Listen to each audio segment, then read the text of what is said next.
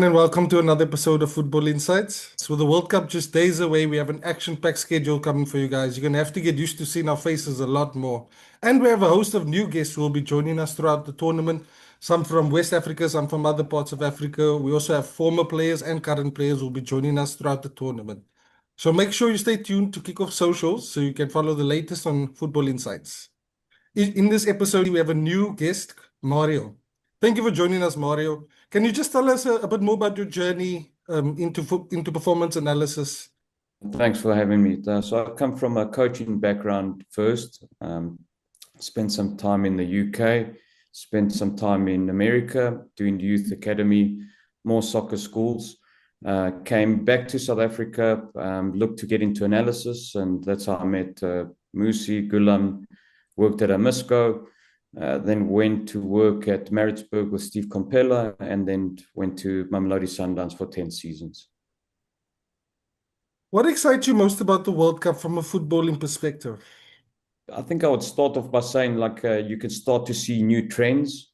And I think those trends, they happen in the World Cup, and then club football will take those trends basically from day to day. And so you can see already with some of the friendlies that's happened in the last few days, different structures, sometimes in a 4-2-4, creating overloads in half spaces. So again, new trends, maybe that they haven't done previously leading up to the qualifications and getting to the group stages. But now in these friendlies in the last week or so, we'll start to see some new trends.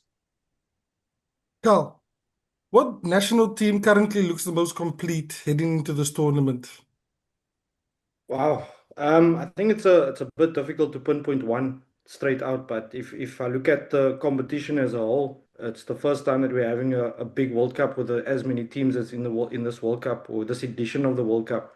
But if you look at uh, obviously Argentina's the spotlight is going to be on them as defending champions and Messi's last World Cup. But I also think we also can't write off Portugal. They've got quite a decent squad as well. Also with a lot of motivation to try and get Ronaldo to win the World Cup also. So there's that element as well. But there's a lot of teams also that can also be in there as well. I don't write off England, teams like England as well. France is there as well, and Germany's there. We were speaking about earlier, and Mario was speaking about Germany as well. So it's difficult to say one team. I'm also trying not to be biased. I'm a Spain supporter, and I would want them to do well. But I think with the level of the teams that is going into this World Cup, and you look at the favorites to win it, it's it's difficult to say one team. But if we go back to the last World Cup in Qatar, um, I mean that World Cup had a lot of surprises in there as well. So it's difficult to say one team. So if you're gonna put gun to my head, I'm gonna back Spain, and I'm gonna say Spain is the team that can go all the way. But there's a lot of factors that we need to consider to choose one team. Yeah. Actually, from your side, do you have a different opinion, or do you also think Spain at the moment looks the most complete? I don't think when I look at the teams, it's about the most complete. I think it's about heritage. It's about understanding where they want to go. I think some of the teams come to these tournaments to build, like they maybe for the next World Cup. But I think Spain has been building, and I think they're gonna be right up there with the rest of the your normals, the Germanys, the Spains, the Portugal's, the Netherlands. So the France, of course. But I really won't be able to tell you. Like Kyle says, it's early days. It's 104 games that we are going to watch with 48 teams playing in 12 groups. I mean, this is a lot of football. So I'm excited about that. I'm excited, and we'll see, like Mario said, lots of trends coming out. Maybe new, some will be old. Like I just looked at some of the teams and the type of football that's being played. A lot of exciting football. I personally I love Spain as well, and with it being, Lamine Yamal's first big World Cup.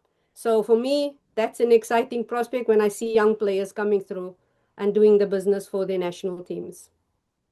My favorite part about every World Cup is seeing new dark horses who tend to shock the favorites.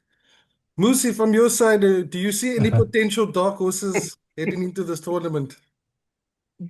Yeah, well, there's a funny fact. There's a guy called a German guy called Joachim Clement. He's a mathematician, and his algorithm predicted the last three winners, right? Okay. And his algorithm for this tournament picked the Netherlands to win it. And I look at their team and I look at the generations of Netherlands teams that have passed back, which were much better. And we thought these guys should win it. You know, the ones that had Van Persie, you know, back in the day with Dennis Bergkamp, Mark Overmars, all those famous Dutch players. And now really, you know, it's like, okay, it's Memphis Depay, it's okay, there's Virgil van Dijk, they've got a few players, but I think they could be a team that could spring a surprise that people have forgotten about them. But I'm most excited about Belgium because that golden generation is past and everybody seems to have written off Belgium. But I think they still have quality players like Kevin De Bruyne. You still have Romelu Lukaku on his days is a match decider. You got guys coming through like Jeremy Doku, like Dode Lukibakio, you know, a lot of good attackers. And I have a feeling it's going to be the dark horses between Belgium and Netherlands. Gulam, we've seen, with the evolution of tactics, some teams go far in the World Cup because they have a solid tactical structure defensively, even though they have no superstars. But then in the latter stages of tournaments, we see the superstars do what superstars do. Do you think superstar players will still be as decisive as they've been in the past World Cups? Well, I would like to believe and hope that they will be, because that's what everybody is logging in to watch and see the superstars deliver what superstars should do. But I guess that adds to the pressure for them, because they become the targeted players to be looked for in every match and to be dealt with, and that kind of looks or leads towards limiting the risk factors for whoever's defending or playing against those star players. And with everything being said, I just want to add, I think Musi spoke about it a while ago, is that the conditions in North America and stuff at the moment is quite hot and humid. And with all the factors leading to obviously the Europeans being the strongest contenders, it will be interesting to see how they adjust to the conditions, because the humidity, I'm sure I've seen these pictures of the Europeans where they are sweating like they are busy in the showers the whole 24/7. So that would be interesting. And I think possibly it's leading towards favorably to those who have, to a South American side, who have a larger base of local based teams, players, sorry, not teams, um, which could lead more to the decisiveness of the tournament, even beyond the tactical flexibility that teams may have or the foundations that they do have. Mario, you touched earlier on tactical trends that you're looking forward to seeing, but which team's tactical style are you looking forward to seeing the most? It's interesting. I've been watching quite a bit of Japan, funny enough, and I think their last 10 games, they've won 8 and they've drawn 2 along the way. But obviously, they're international friendlies, but still along the way, they've beaten England, beaten Scotland, they've beaten Brazil as well. They play with the 3-4-3, really aggressive, lots of pressing traps and triggers. Really good to watch and something different. It'll be interesting to see as well Germany. I think with the coach like Nagelsmann, he's always tweaking things. So I think we'll pick up some modern trends there. So yeah, I guess those are the two. It'll be interesting to see how many teams play with the 3-4-3 compared to just with the back four. So that's also interesting. Obviously, that shape doesn't stay like that during the game, in possession, out of possession, but it'll be interesting to see how many teams set up with that 3-4-3. I think when I was having a look at all the squads, I think it was close to 11 or 15, somewhere around there, yeah. Carl, any team that you're looking forward to watching besides your beloved Spain from a tactical point of view? Obviously, I want to see how we as Bafana do in the World Cup. So I'm interested to see how we adapt to that, being back in the World Cup and being able to play on the biggest stage. I think that is one of the things that I'm looking forward to, because I think it's something that we need to understand that it's a stepping stone. And at the moment we're taking that first step, and now it's about being able to play on that level, and also learning from it so that we can compete in the next World Cup again and taking that. And also for us as a country to gauge on what the international stage is about. That's one of the things that I'm looking forward to watching when it comes to Bafana. And then for me, it's I, I watch I watch international football with an open mind. So if I'm watching Senegal play, I want to see what they're doing. If it's South Korea playing against Bafana, I want to see what they're doing. It's more about whatever's the game that I'm watching. I'll pick a team and I'll start watching that and see what's happening, and or look at certain things. So I'm excited just to watch the games in general. I A lot of people don't understand this about me, but I'm not really a one-sided kind of person. I watch football. I'm a football fan, not a team fan, if I can say it like that. But yeah, like for me, Bafana is the one thing that I want to see, how we do and how we adapt to conditions and competition level and things like that. That for me is important. Yeah. Not to reopen a debate we had in our last Football Insights episode, but we spoke about the rise of set pieces. Shalene, are Yeah. you expecting set pieces to be important in this World Cup? Of course, in every competition, I think set pieces is something that could sway games into.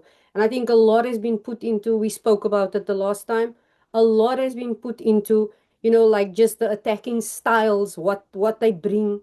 But also a lot has been worked on in defending those set pieces, whether it's in a man marking system, whether it's in a zonal system, whether it's in a mix marking system. I think we can expect that there is going to be again a lot of set pieces, a lot of goals from set pieces, and that's where that goal analogy will be good to see, because I'm really interested to see 104 games. I mean, how many is going to be scored? How many goals are going to be scored from set pieces, and just that breakdown? I think that's going to be interesting to see. Lucy, you've previously worked with the national team. What's the biggest challenge that national team performance analysts face compared to club performance analysts? Oh, I think the pressure. I think being at a AFCON or a World Cup, the pressure is just ridiculous because you don't want to miss anything. You don't want to sit in the game and watch the game and be like, oh, I should have seen that. Or, it's just the pressure because everybody from the coach right down to the kit man, everybody is is on the final like little nerve, because of the intensity and how much a mistake is amplified at that level. And so apart from that, the pressure is the time constraints, because you play pretty much every 3 days. The nice thing about this World Cup, I guess, is that because of the number of teams, you're not going to be playing every 4 days or every 3 days. You're Mm. playing about every 5 or 6 days, you know. So sometimes, but sometimes more time is actually detrimental to you.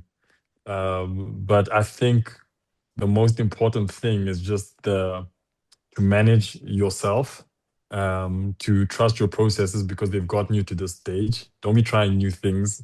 Don't be trying to present to players in new ways that nobody's seen before, because any small change can, just throw off the balance within your space. So I think the pressure is the main thing that you have to deal with, and it's at times like this. Every analyst, everybody who works with computers will tell you it's at moments like this where an HDMI cable doesn't work, or a hard drive doesn't work, or something like that. Just something crazy always happens. But you have to find ways to be very alert and to work around those kind of things. I understand. Gulam, if I were to give you two options, which one would you take? Would you rather Second, would you rather have going into a World Cup, would you rather have the best play in the world or the best system? best player or best system? Sure.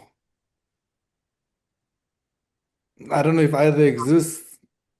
at this time of the stage, because the best player is expected to deliver and he may not because he's completely outmarked.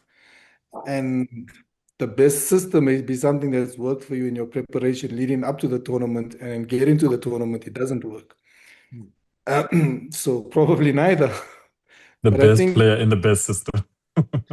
that works at the same time. But I think you need within the system is to have your most suited players that can have a lot of tactical flexibility and tactical nuances that allows you to adjust to every moment.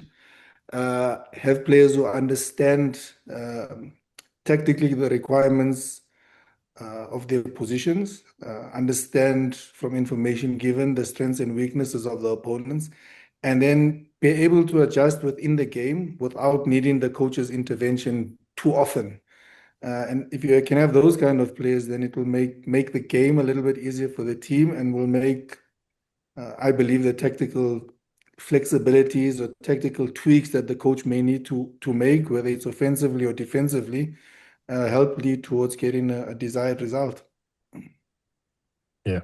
Moving a bit closer to home, Hugo Bruce had some concerning comments to make after a behind closed doors friendly against Jamaica, where he said that the team is not where he wants it to be.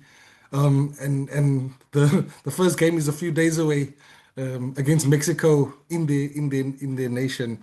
Um, is that concerning, Mario, to you? The head coach say that?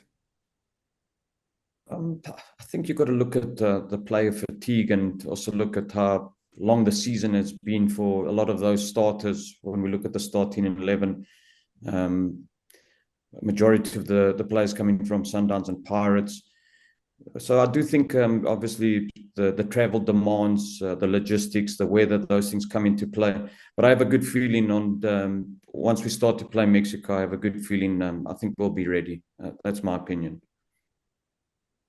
Rewinding just a step back, when the squad came out, Carl, what was your thoughts? What was your initial thoughts on the squad? Is there anyone that you would have taken that wasn't on the trip? No, I think our squad is quite predictable. I mean, we've had pretty much the same players as a core throughout, like since AFCON, before AFCON. So there wasn't really massive surprises for me. I think the only one, the big one, is Bradley Cross being there as well. I didn't see that one coming. I know there was a big hype about Brandon Peterson not being in the squad as well, but at the end of the day, you can only take three goalkeepers. There's nothing more you can do, and he's had a great season. Like, he's done really well for Chiefs. But I don't think there was anything that was different or a shock to the system when they announced the squad. I think that was, we knew kind of 99% of the squad, which is good for us. It's a squad that's been together for a long time now. They know each other. The team dynamic is good, chemistry is good. You know, that those are factors that are important when going into a major tournament. Would I add anyone else? I don't think so. I don't think there's really one that I would say, oh yeah, we should have taken this player. I think also we need to back the team, and we need to back the technical team. We need to back Safa. You need to back the players that has been chosen, because at the end of the day, they're going to represent us as a country, and I think that's the most important thing. Are there players that are good that should be there or can be there? Yeah, probably, but it's more than that. It's about how the players are able to do what the coach wants, how the squad is able to fit in together and gel and be teammates and brothers, and those are factors that help you win games. And Gulam was talking about best player and or best system. At the end of the day, you can play any system, but you need to have the right attitude. You need to have the right mentality to play in that system. So Hugo Bruce has gone for a squad that he knows and that he can trust, that's going to give him what he wants and when he wants it, you know. A squad that's gonna believe in him and gonna work for him and those kind of things. So those are all factors. So I think the squad was predictable. We knew what would be announced, and I don't think anyone else really can be added and say, no, this player should be there 100% kind of thing. But I think it was a good squad. Like I said before, I'm excited. I'm excited to see what they do at the World Cup. obviously we have a very different playing style and we have our own way of doing things, and that's what I'm excited for. That how we do in that environment. There's been a lot of debate on social media, specifically about Tembazwane's inclusion because of the limited amount of minutes he's had this season. Gulam, what was your verdict on Mshishi's inclusion? Mine, leave Mshishi alone. Mshishi must go to the World Cup and play. That's my emotional opinion. I love the guy. The guy plays beautiful football and he allows the team to tick. Um, I guess the debate will always be the age factor and, like you're saying, the minutes played and what is contributed to Sundowns on the pitch. But because a lot of people have not worked with him, you have to also understand what he contributes off the pitch. Mm. And he's a strong leader. He's a positive person who wants players to improve. He doesn't have the personality that shows it, but he's always looking at younger players. He's good for Rele, he's good for Apollos, he's good for probably for Moremi, for Maseko, for all the offensive players. And maybe help them in his own way relieve that burden of playing at the World Cup and having to carry this burden of the offensive attributes of Bafana within the tournament. For me, I'm happy he's there. I'm not gonna lie. On all senses, football sense, off the field, leadership, a whole lot of it. He offers so much. And remember, he would have probably been in the last AFCON.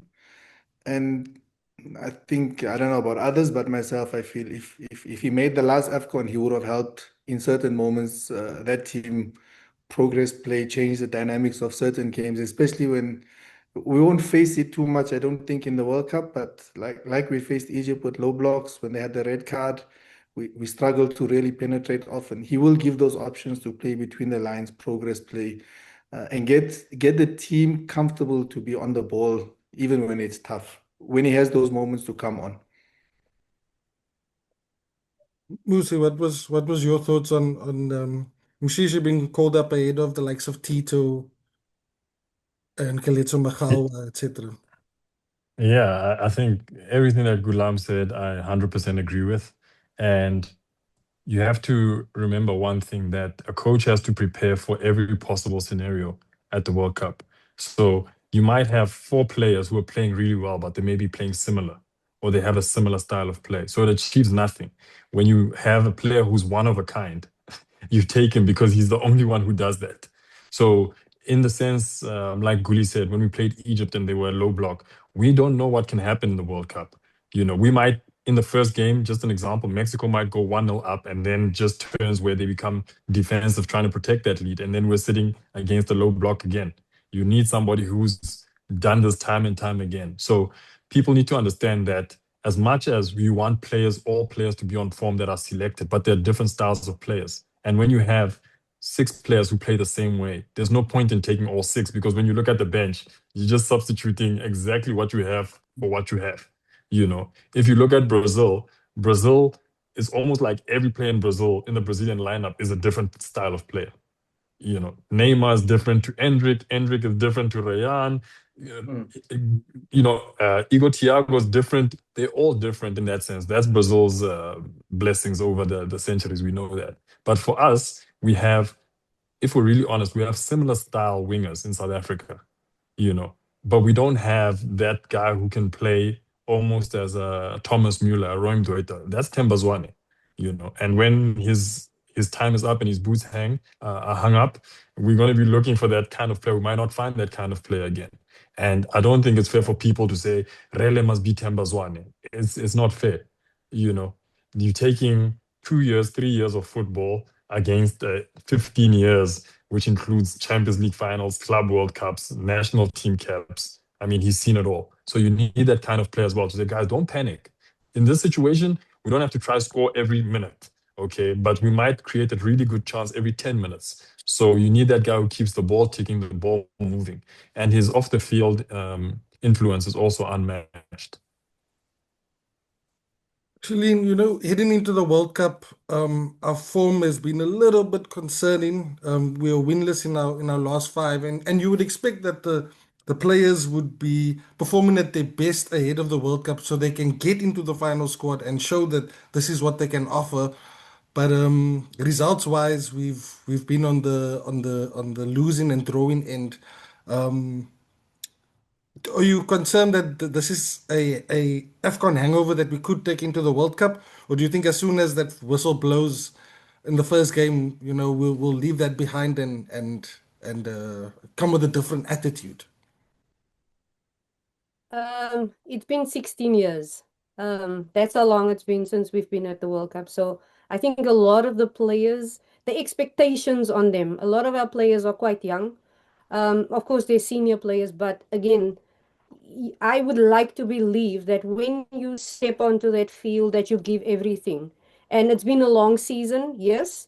They've gone to the other side of the world. They have to acclimatize. They have to just find their feet. I think everybody that that has been selected, I don't see anybody going onto the field to give a half-hearted performance. I think everybody wants to do their best, that wants to. So it's also up to the technical team to put the best players or the best group of players that they think can win the game. And I've never met a coach yet that hasn't put a player onto the field that they think can win the game for them. So in my opinion, I'm hoping that things are going to turn around, but I'm I'm also one of those realists. I understand the pressure. I understand not playing against, like the opposition that we would like to play year in, year out. I look at the likes of the National League for the men's teams in Europe. I mean, this is week in and week out. They play against each other. But it's not the same for African teams. We have 10 African teams going to the World Cup. Of course, the highest ranked is Morocco. So that's a team that I think is again probably gonna do well. But I would like to believe that South Africa is going to show us what they can do. They have the players, of course. So I'm hoping that, but I'm not going to put my head on a block and say they're going to end in the quarterfinals or they're going to win the trophy, because I think, in my opinion, that's being a little unrealistic. I think they are going to fight for every point, for every game that they're going to be playing in. And that's all I want to see. I want to see the heart left on the field, that passion that comes with being a South African at the World Cup. I've gone to 2 World Cups before, and I've never seen a South African team, not doing their best. So I would like to see that again. Mario, from a tactical perspective, what are you anticipating in the game against Mexico, in Bafana's game against Mexico? Oh, it'll be interesting to see. I'm not too sure if we'll see an open game. Again, it's every point's going to count. So I think we'll be tactically, I think we'll be astute in terms of not giving much away. We have the quality players that can change a game. We do. But I think we'll see a very disciplined team, especially from us. Mexico as well will be interesting as well. Yes, well organized. They can be aggressive as well on the last line by adding numbers.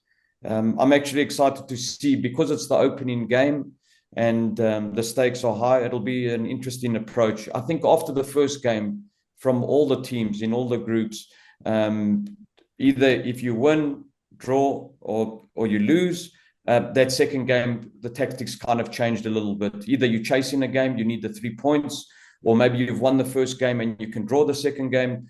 It becomes mathematics as well, to get through. Gulam, should we take a leaf out of the North African Giants book? Since we play Mexico at home and the crowd's going to be up for it, should we take a leaf from their books and try to suck the tempo out of the game, play for fouls, play slow, don't let them get into rhythm? Should we try that? It's difficult to say because of the new rules that's applied to restarts of games and and the rest. Um, but I think drawing on the crowd factor, if they have, depending on the lineup that we start with, we must not exclude the fact that Mexico will be under the similar or more pressure than what we are. We are under a little bit of pressure to get a result for South Africa. They are under more pressure to get a result for their country at home.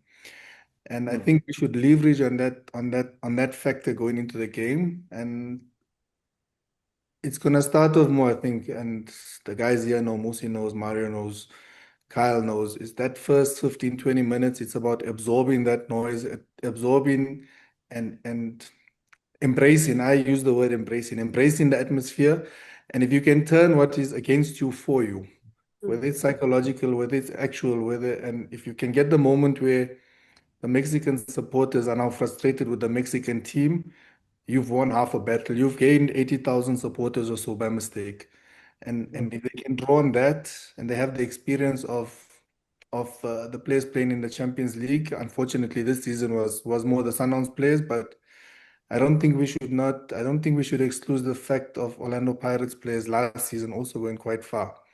And probably didn't play in against the most hostile crowds in the semi-final against Pyramids, but they would have some sort of experience going into the tournament. And it's finding the balance of getting everyone to embrace that. The Orlando Pirates players would have had it now going into the run of the end of the season with the pressure from their own supporters to try and win the league. So they understand it a little bit. But yeah, I think patience, it's slowing down the game in an intelligent way, not contravening the rules, borderline playing with the rules where you can. And that will be, I think, a little bit more from the tacticians of the team to guide and say, listen, you have this amount of time for restarts. Let's go. Let's play on the edge of it. We know in the last Club World Cup, if you recall, Ronwen made the mistake of the 8-second rule, where we forgot about it in the moment, and the next thing there was a corner kick, and whether we like it or not, sometimes in the heat of the moment you forget. And with the technical team, with everyone, you just forget there's this rule we forgot about. So it's about playing on the edge of it and taking advantage of it as much as you can. Musi, how do you see the game going?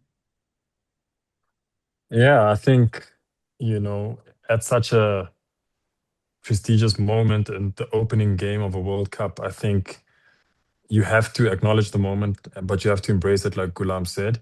And if the Mexicans are coming out guns blazing with the support and the adrenaline and all that, it doesn't matter how it looks, whether you don't have the ball, absorb that pressure. One thing that we're really good at in South Africa from a PSL level all the way to a national team level, we're really good at counterattacks, right? So I think the setup maybe depending on the game, will allow for quite a few counter-attacking opportunities, and it's for us to use them. I think even if you go back to the last game in the AFCON where we lost against Cameroon, we had a really good game, created really good chances, did not take the chances. And then obviously Cameroon scored. But I feel that we will face something similar. And our group is so diverse, but Mexico is the most similar team to us in our group in terms of size, in terms of playing style. So it almost has a chance for you to cancel each other out. And for me, if we draw, it's a win. If we win, fantastic.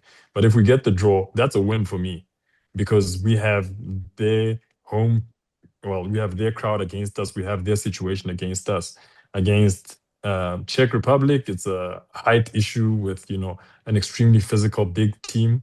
And then against South Korea, we have similar to Japan, that Asian mentality of never say die, of running for 90 minutes, and then they probably want another 90 minutes after that if they could. But for me, Mexico is a really good opportunity, and people might not see it, but it's a really good opportunity for us to win because one mistake by them. I watched their game against Australia. Okay, they Australia had some seriously good chances against this Mexican defense. As much as they're at home, they can make mistakes. Pressure can make you do some things that you normally don't want to do, especially when the crowd turns hostile. So I would see a game where we have to absorb a lot of pressure, but have a lot of play out opportunities. We're all praying for Bafana win or at least a draw. But broadening out from Bafana, Kyle, is there any other African team that you've got your eye on for the World Cup? We spoke, we did the AFCON thing before this, and you can check out our episodes on the AFCON as well. But going into the AFCON, I was kind of watching Morocco closely, but also Senegal. Like I want to see those two teams do really well. I think they have the potential to do something for us. And there's no disrespect to the other African teams as well, but for me, those two are the ones that I wanna watch because I see a different kind of uh, attitude and mentality, if I can say it like that, where they're willing to take the game to you as well, and they're willing to take the chances as well. And I think just to touch on a bit also with what Musi is saying and Gulam was saying about Bafana, because it's linked to Senegal and Morocco. I'm the type of person where I would say take the risk and go toe to toe, right? Take the game to them and try and get something from it. I mean, first we spoke about first 10, 15 minutes of the game. If you can high press, if you can try and play through, if you can put them on the back foot immediately. And I think Morocco and Senegal is that kind of teams that can put you on the back foot early in the game and they can create chances. So like those are the two teams for me from an African point of view I want to watch or I want to see. And obviously, I also want to see the Egypt team do well as well, because obviously was there also for a bit and know some of the players there. So I want them to do well as well. So yeah, so it's for me, it's those three teams, and Bafana is the teams that I'll be watching from an African point of view. But yeah, I feel like African teams need to go toe to toe with the big ones and try and take the game to them. That's my opinion. I can be wrong. It's a risky approach, but I would enjoy that as a fan. I would want to see us actually going full out 100%. Instead of coming more conservative and say, oh, let's try and get a draw. No, go and try and win the game, my approach can be wrong, but that's my view and my opinion. Yeah. Mario, are you of the same opinion? Do you think we should be a bit more risk averse as African teams heading into the World Cup? What's your thoughts? Maybe I'm a little bit not defense minded, but maybe a little bit pragmatic. In the group stages, I think the most important thing is about getting out, and how you get out is every point counts, as I mentioned earlier, and every game you have to manage differently, and every game will have different dynamics based on your previous game. So that's how I'll look at it. Okay. Gulam, from your side, is there anyone you keeping an eye on besides Bafana from Africa? Now, I'd like to see, similar to Kyle, based on the AFCON, the two finalists, Morocco and Senegal, see how they perform at the World Cup level. Obviously, let me not say with it, but let's forget about the off-field issues between those two teams and the outcomes of whatever CAF came up with. But I think Morocco in the World Cup, depending on how the opposition approach, are very strong at counter-attack football as well. And in the previous World Cup, that was the biggest strength, and they showed up really well. Um, Between them and Senegal, I'd like to see both of them perform at the highest level and see how they deliver, and see how they compete against the top national teams in the world, and they are themselves top national teams with the quality that they have with European-based players as well. Shalene, I'm going to ask you a question that might come across as silly.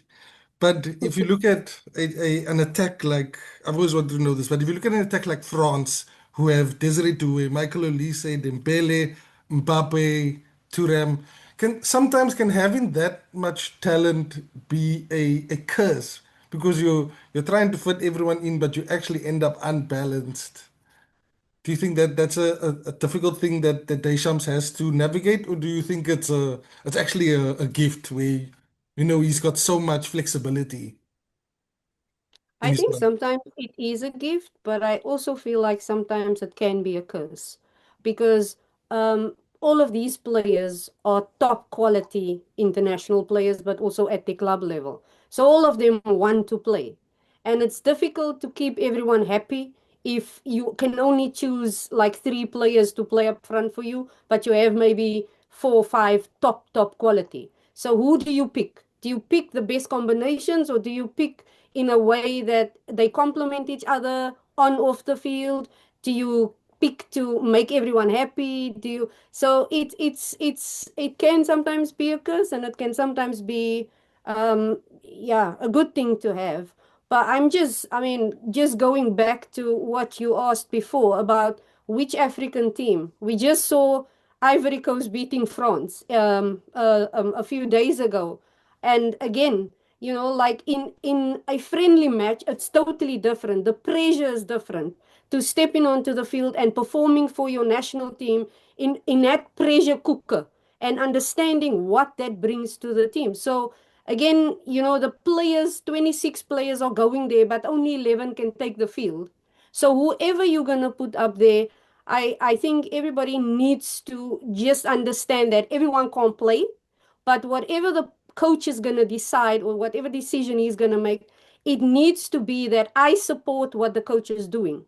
And as a player, as a fan, I would like to believe that we are supporting what the coach is doing because he knows what he's doing. And he knows that whoever he's going to put on the field is going to be a winning team, or he's hoping that it's going to be a winning team. So, in my opinion, having 26 quality players is always a good thing, but it can be detrimental to the team environment.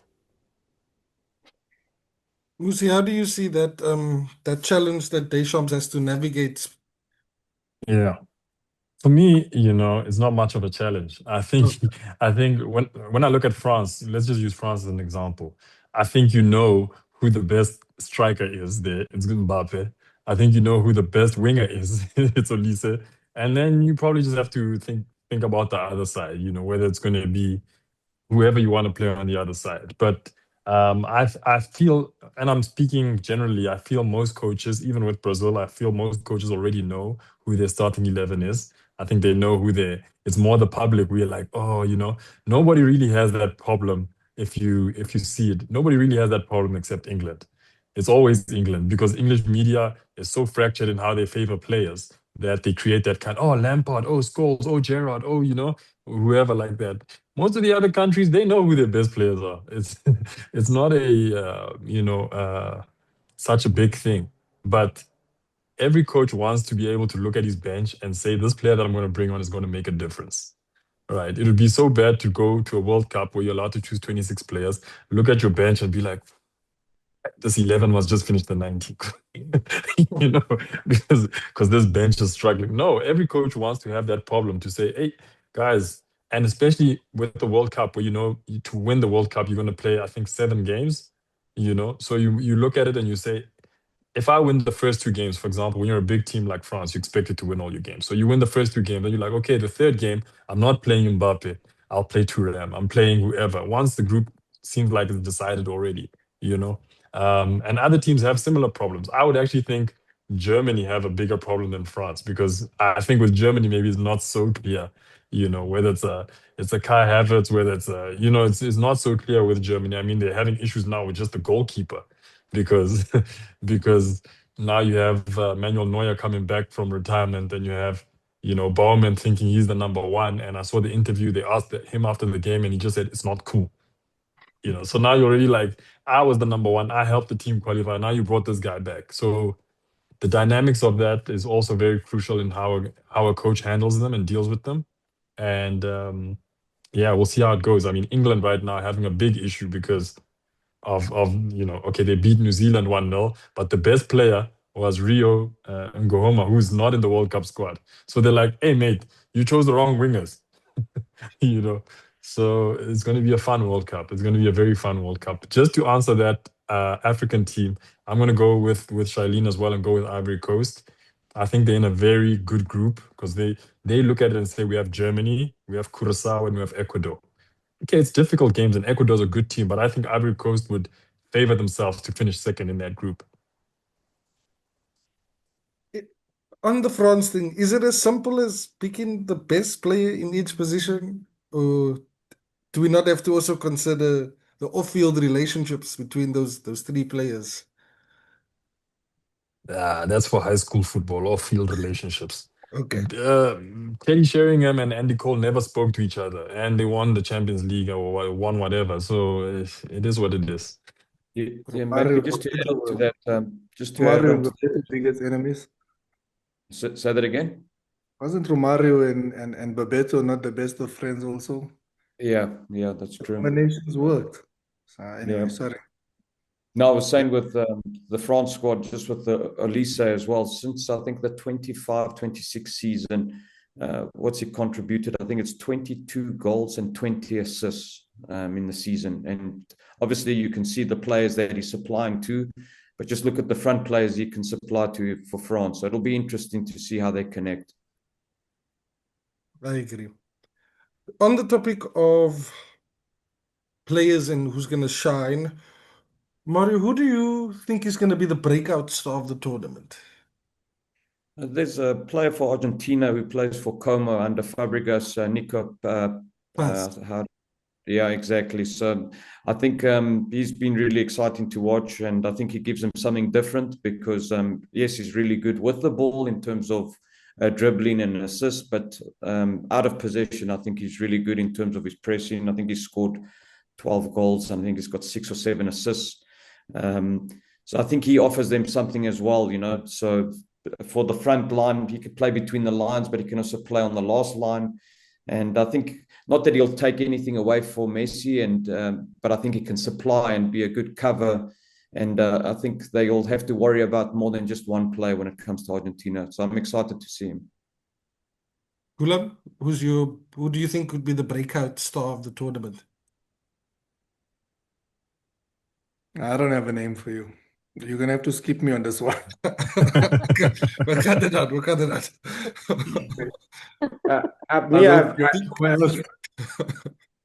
For me, I have one, and I'm bringing it home for me really, and I swear to God, it comes from watching that guy play live against us, coming in as a 10 winger 10. There's something different about that boy, and I would like to see what he can do on that stage. I don't know if he will start or he will be the starter, but when he's on the field, I want to see how he adapts to that. And I think he's gonna have moments in the game where he's gonna show what he can do. So I'm excited to see him play there. I'm a big fan of his. I don't want to say this out loud, but I think he's a good player, and I think because he's so young, he has his whole career ahead of him, and he has the potential to just get better. And this, I think, is a good test for him to be on that stage and to try and perform there.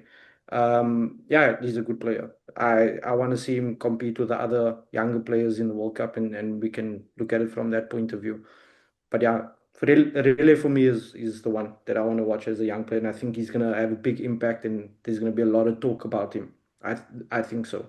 That's my prediction. Busi, who do Yeah. you think could be the breakout star of the tournament?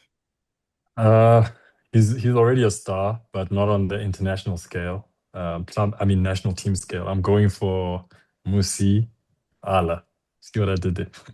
I'm going for Jamal Musiala.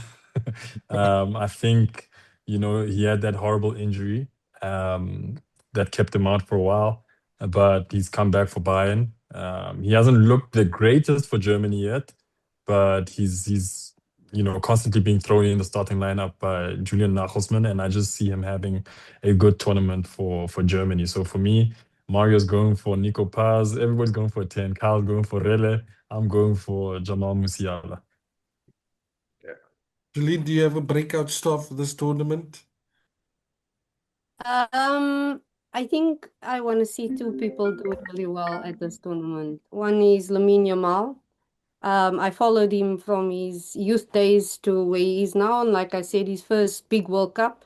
So playing with the big boys, I know he's done other big tournaments before, but he's never gone to a World Cup before. So I want to see that really do him do really well there. But then, Ivory Coast, I said that they have a lot of good players, a lot of good young players, and Due, the right back for me, I want to see him, just come to the fore and really show the what he's about, because I think he's really good. I think he's like underappreciated, in my opinion. But I think he is going to be someone that I want to keep my eye on in this World Cup. On the opposite end of the spectrum, are there any experienced players who are under pressure to deliver in this tournament? Of course. One that comes to the reason I'm asking this is because there've been so many reports in the last few weeks about Vinny Jr. being a problem in the dressing room, Mbappe being a problem in the dressing room. And this is the tournament where they can shut up people. Um, and also some players who haven't been getting much game time. at their clubs who now have a chance to set things straight. Mario, is there any experienced players that you think? Experienced players, I wouldn't say that he didn't get his chance. I think he's been prolific and he's had an incredible season. I think also Musi spoke about the demands with the English media, and we look at England. I'm a huge fan of Thomas Tuchel as well, and he's made some really big calls, leaving some key players out. But you can see a lot on that team is carried by Harry Kane. You can see he can deal with it. He does it for club and country. But again, it'll be interesting to see how he does in this World Cup. But I'm a huge fan of the manager. I think that the team is, if you look at the squad, it's full of specialists. I think they catered for the tournament. And I'm actually quite excited to see what Tuchel does with the England squad. But Harry Kane will be interesting, but he always delivers. It'll be interesting if he can deliver again. There's also on that side, there's also coaches who are under pressure to perform, with many of them likely to be sacked after the tournament, because when the World Cup ends, coaches go very quickly. And as we know, with France, Deschamps has already confirmed his exit. Gulam, do you think there's any coach is any coach or experienced player that is under pressure to perform at this World Cup? I think probably one of the coaches, he doesn't worry too much about pressure, but possibly Ancelotti. Mm. He's newly appointed from a lot of the coaches, and if they don't deliver, he could be out the door as quick as he entered. So he would probably be someone that would be under the most pressure. But I don't think he really worries too much about pressure. He's got a good he's got good charisma. He's managed a very strong Real Madrid team before leaving. He's managed big personalities. Now I guess it's just to see if he can do it with people who is or players that he's put together now for a shorter period, and whether he can find that balance and understanding and get them all to want to work together towards one goal, one direction. Players, I think all the senior players who are on the edge of finishing their careers, probably all of them will be under some or other sort of pressure to say, look, I'm not finished. I can still go another season or so, whether it's Ronaldo, whether it's Messi, whether it's Manuel Neuer coming in, and if he plays, it's there's so many different dynamics. I don't think there's one specific. I think whoever's coming towards the end of the career or the last World Cups will want to prove that they can get another contract at the leagues or at club level, sorry, and show that listen, I'm not done and dusted like everyone thinks. Carl, do you think there's any experienced players that need to deliver in this tournament? Don't say Um, Timber. no. If I'm thinking players, the biggest one that jumps out for me, I think, is Ronaldo. But not pressure that he's put on himself, but pressure that everyone else has put on him.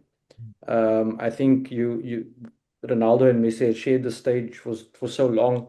Messi winning the last World Cup, everybody's saying, "Oh, Ronaldo needs to win it also," and they can both be the greatest of all time and things like that. And it's been set up in a way where people's gonna want Ronaldo to win the World Cup. I know that's not really football related, but it's something that I think he would want for himself as well. He knows that this is his last World Cup. He knows his international career is done. And if you listen to his um, last few interviews and podcastings, and he's been talking about it's like potentially his last World Cup, and um, he potentially wants to retire from international football. So I think it's something that he's looking to do. So for me, Ronaldo, and then from a manager point of view, I think Pochettino as well for USA. He's obviously come into the World Cup with a bit of the results didn't really go his way. So I think that's also one of the managers that can be under a lot of pressure going into the World Cup because they're also at home. Yeah, I think yeah, that's all from me. Musi, from your side? Yeah, for me, funny enough, I'm going to go with Mohamed Wahabi, who is the coach of Morocco. I think after Walid Regraoui reached the semi-finals in the last World Cup and then being fired just before this World Cup, I think Wahhabi's under some pressure to at least try and get Morocco as far, if not all the way.